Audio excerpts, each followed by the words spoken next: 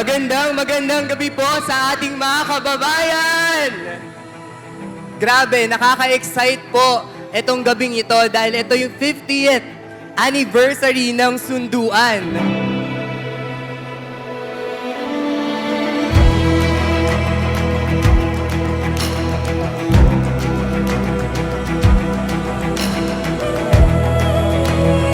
Happy Sunduan Festival sa inyong lahat at masaya-masaya ako na dito ako ngayon sa Taytay.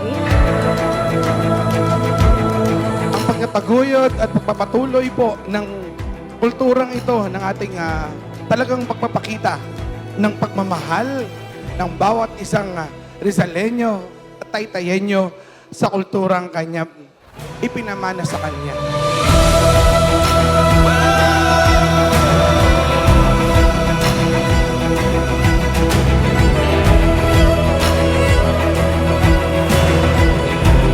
Sa pagpapakita ng husay ng mga Taytayenyo sa paggawa ng dekalidad ng mga kasuotan.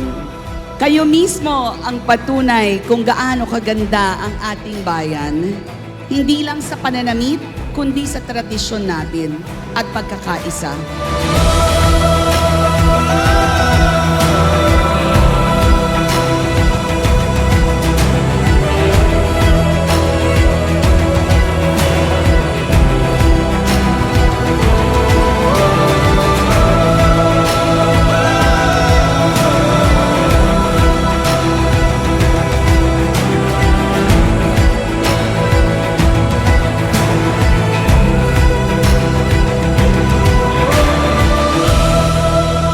Alam niyo po, Miss Jackie Lou, ang Sunduan po ay isang celebration na ginaganap usually every 3 years. But for this time, 2025 po ang ika-50th year ng Sunduan. Kaya po, bahagi po kayo ng milestone. Palakpakan niyo po ang inyong mga sarili.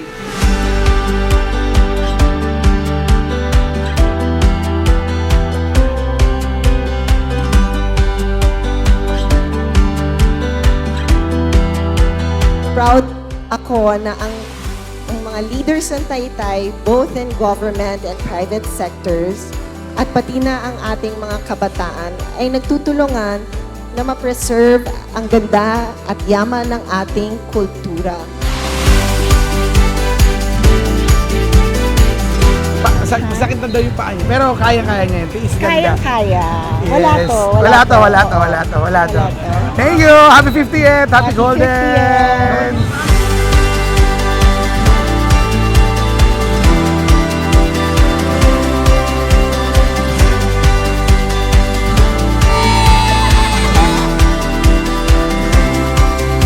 The spotlight is in the talent, the spotlight is in this historical culture that we have. To all the beautiful fellow Taytayenyos, God bless us all, and to God be all the glory.